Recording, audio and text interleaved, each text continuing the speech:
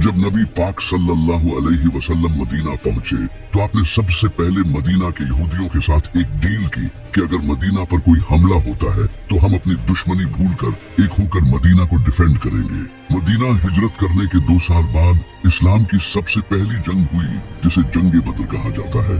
जब मुसलमान अपना सब कुछ मक्का छोड़कर मदीना आए तो मक्का के लोगों ने मुसलमानों का सब कुछ अपने कब्जे में कर लिया। तो अल्लाह ने इन्हें इजाजत दे दी कि अब वो मक्का के लोगों के काफिले लूट सकते हैं। तो मुसलमान बगैर कोई खास हथियार लिए बस कुछ तलवारों के साथ अबू सुफियान के काफिले को लूटने निकल पड़े, क्योंकि मक्का के काफिले मदीना से होकर गुजरते थे। लेकिन रास्ते में ही अल्लाह ने नबी पाक सल्लल्लाहु अलैहि वसल्लम को 2 ऑप्शंस दिए कि या तो वो अबू सुफियान का काफिला लूट ले या फिर जंग होगी। उस वक्त मुसलमानों को सबसे बेहतर ऑप्शन यही लग रहा था कि अबू सुफियान का काफिला लूटा जाए, क्योंकि इससे मुसलमानों के पास माल आता, और दूसरी तरफ जंग का ऑप्शन मुसलमानों के लिए मौत को गले लगाने जैसा था, क्योंकि इनके पास सिर्फ 8 तलवारें और 2 घोड़े थे। लेकिन फिर भी मुसलमानों ने कहा कि या रसूलुल्लाह, आप जैसा कहेंगे वैसा ही होगा, क्योंकि अल्लाह मक्का के काफिरों को इन 313 मुसलमानों के हाथों कत्ल करके मुजज़ा जाहिर करना चाहता था।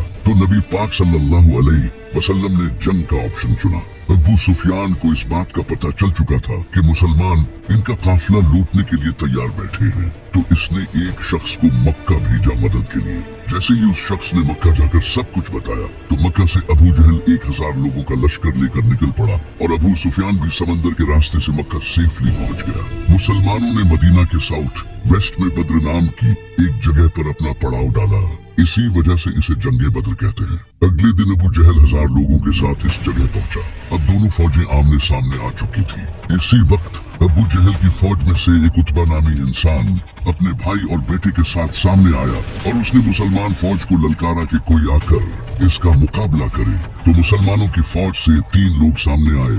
एक नबी पाक सल्लल्लाहु अलैहि वसल्लम के चचा हजरत हमजा, दूसरे हजरत उबैदा और तीसरे मेरे मौला अली, और इन तीनों ने उतबा को खत्म कर दिया। इसके बाद मुसलमानों और काफिरों के साथ जंग शुरू हुई। काफिरों को लगता था कि वो आराम से जीत जाएंगे, कहाँ 313 और कहाँ 1000, और वो भी घोड़ों और तलवारों के साथ। लेकिन अल्लाह ने इस जंग में मुसलमानों की मदद के लिए फरिश्ते भेजे, और इन फरिश्तों ने मुसलमानों के साथ मिलकर जंग लड़ी और काफिरों की फौज को बुरी तरह से हराकर भगा दिया। और इसी जंग में मुसलमानों का सबसे बड़ा दुश्मन अबू जहल भी मारा गया। और ये जंग मुसलमानों की नहीं बल्कि इस्लाम की बहुत बड़ी जीत थी।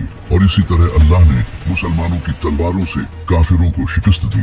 इस हार के बाद काफिर अब मुसलमानों से बदला लेना चाहते थे, क्योंकि मक्का के लोगों की पूरे अरब में इज्जत थी और अब सवाल इनकी इज्जत का था। तो इस बार अबू जहल की मौत के बाद अबू सुफियान 3000 का लश्कर लेकर मुसलमानों के खिलाफ चल पड़ा, जिसमें खालिद बिन वलीद भी शामिल थे।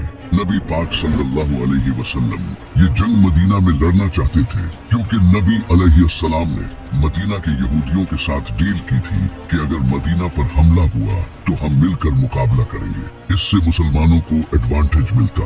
लेकिन मेजॉरिटी सहाबा ने मदीना के बाहर रेगिस्तान में जंग लड़ने का फैसला किया। तो नबी पाक सल्लल्लाहु अलैहि वसल्लम ने इनकी बात मान ली, और 1000 मुसलमान 3000 के मुकाबले में थे, जहां उहद पहाड़ पर मुसलमानों का अबू सुफियान के लश्कर से सामना हुआ। लेकिन इसी वक्त एक मुनाफिक अब्दुल्ला इब्ने उबई 300 लोगों के साथ ये जंग छोड़कर चला गया, जिससे मुसलमान अब सिर्फ 700 रह गए। तो नबी पाक सल्लल्लाहु अलैहि वसल्लम ने एक स्ट्रेटजी अपनाई। आपने 50 तीर अंदाजों को ओहद पहाड़ की बैक साइड पर खड़ा कर दिया और इन्हें सख्ती से हुक्म दिया कि यहाँ से बिल्कुल न हिलना, चाहे मुसलमानों के जिस्मों को परिंदे भी खाने लगे। फिर जंग शुरू हुई और मुसलमान हिम्मत के साथ इनका मुकाबला करते रहे, और काफिर शहीद होने लगे और पीछे हटने लगे।